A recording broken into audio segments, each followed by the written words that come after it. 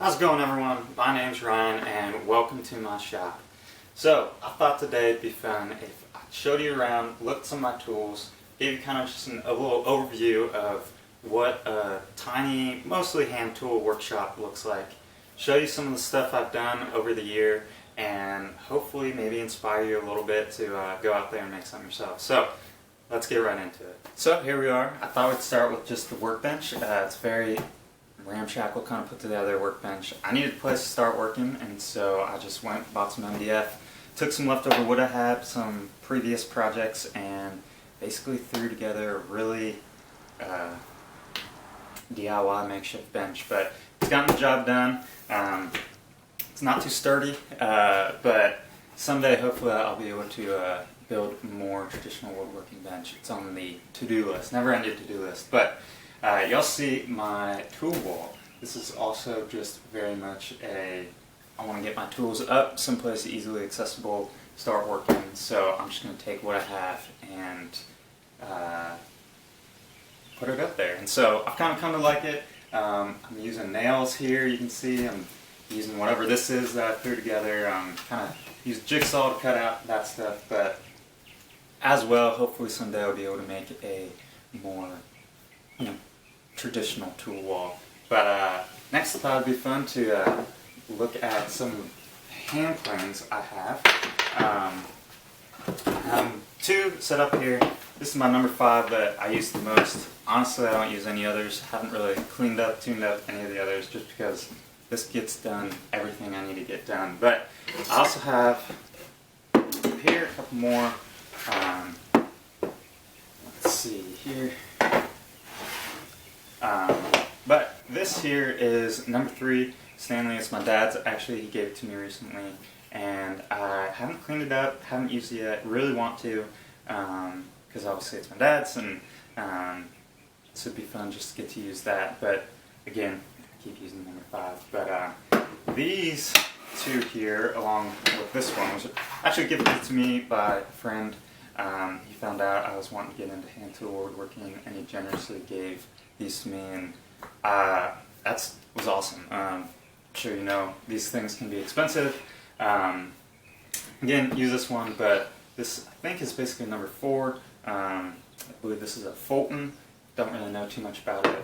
This is also a Fulton, I believe. I think it as well. It's supposed to be kind of similar to your number 3. But again, I keep these up here because I don't really use them all that much. This is a block plane.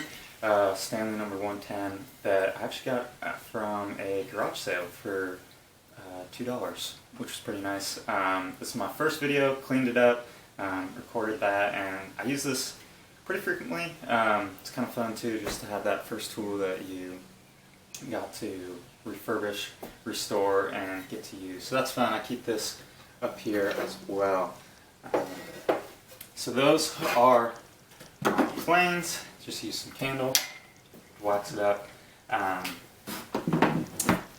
Moving on, this here is Spear & Jackson, recommended from Paul Sellers, the first back saw I got. I honestly don't really like it, but I think that's just because I need to sharpen it up and just kind of get more comfortable with it. These are my chisels. I actually never used this one. Just because I haven't taken the time to clean it up, but I use these two. So these two here I got from my wife's grandpa. He was a big woodworker, and unfortunately has since passed away, but I was able to kind of get to borrow some of his old tools, and so it's pretty fun to get to use his chisels. He's a very important guy to my life, so that's fun. And this one I also found at a garage sale the same time I got that, and so I use these two the most. I have a marking knife. This is pretty fun. This is a marking gauge I made, one of the first tools I made. I'm not sure if it's entirely square, but it gets the job done. Plus I made it, so that's always fun. I have here my chisel mallet, as Paul Seller calls. Paul Seller's obviously a person I go to a lot to learn what the heck I'm doing. Grateful for him and all the work he's done. Japanese saws, kind of getting more into Japanese saw. I kind of like using those. Still trying to figure out which I like better, but I just have your traditional razor saw. I forget what this is called, but use this a lot to basically cut down on components.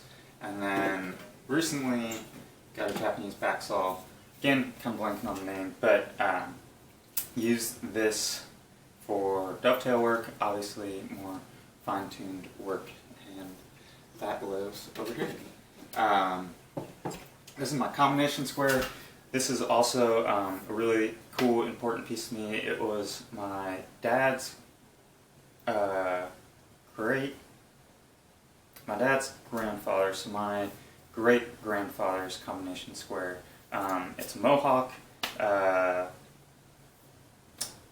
don't think it was that high-end, but it's just pretty cool that it was my great-grandfather's, and so I get to use that as well. Kind of last little piece here, one of my recent videos I made was a router plane. Just simple router plane, and it was a fun build, and I got to use it a lot in the dice tower I just did. So love this little thing, it works great. But those are my tools for the most part. Let's look at some of the stuff I've gotten built. Here we are. This is a collection of the stuff I've built since basically a year ago, with just the tools that I showed you above.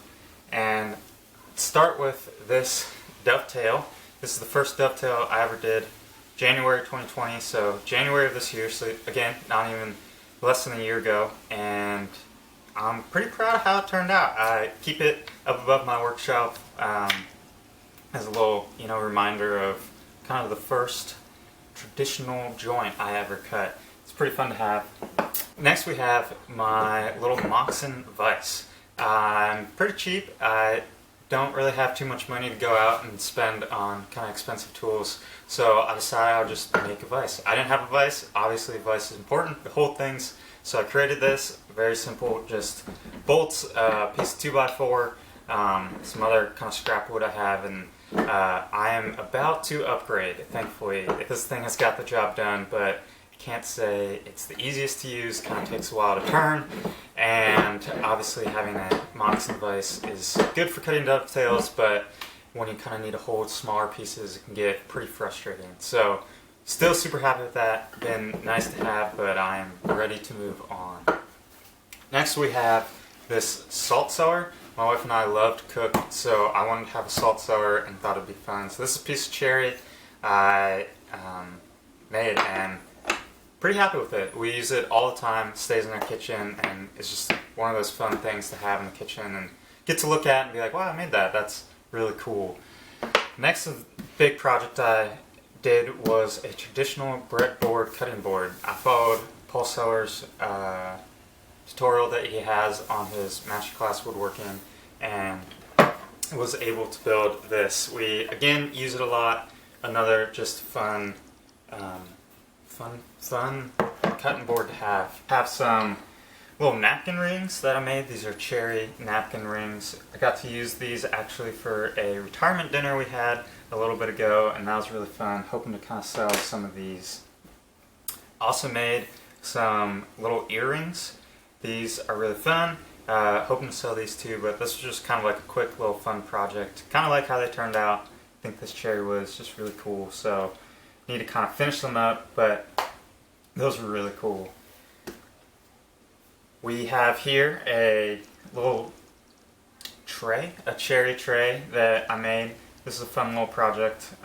Pretty cool little catch-all tray, whatever you want, jewelry tray, but yeah, I really like just kind of making small little stuff like this. It's kind of what I can do here in the shop I have. I have these little business card, name card, again, cherry. It's just what I have on hand right now. But these are cool, they're fun. Got to use those too recently. Saw these two things, my two tools that I made. Next we have a dice tray that I made. This is out of red oak with a piece of leather I got from Michael's in the bottom, but got to use this big in kind of tabletop games, so this was a fun little project to make too. Pretty cool to have that. And last we have this dice tower that I made recently. It's collapsible. Came out really cool. It was really fun to design. It got a cool response out of it too, and friends love it. So this is a fun little project to make as well, and kind of design myself. So this is kind of what I've been able to build. It's been fun. Looking forward to kind of building more things. Right now, predominantly kind of building smaller pieces, just because that's the nature of what I can do with the little shop I have, but hoping to want to move more into kind of bigger furniture pieces eventually. Even though it's predominantly hand tools right now, I am hoping to kind of move more into power tools. You know, want to get a bandsaw, jointer, planer, build a little router table, things that can just kind of help you know, expand into bigger things and get some things done a little quicker. But I've loved kind of starting off with hand tools. I think it's pretty important to, maybe not important, but I think it's helped me kind of understand woodworking, understand how wood works, what it is like to, you know, cut wood with more traditional methods. So there you have it. I hope you enjoyed this little tour of my workshop. I hope it was fun to get to see the tools I had, get to learn about maybe even the history of those tools, and to get to see some of what I've been able to accomplish with tools that I have. I'm hoping to grow this little workshop. I'm hoping to grow my craft, and I'd love for you to follow along. I plan to document it, so if you want to follow along with what I'm doing here, please consider subscribing and let me know what you think. If you have any questions, let me know about your own workshop. I'd love to hear from you. So thanks for watching, and I will see you in the next video.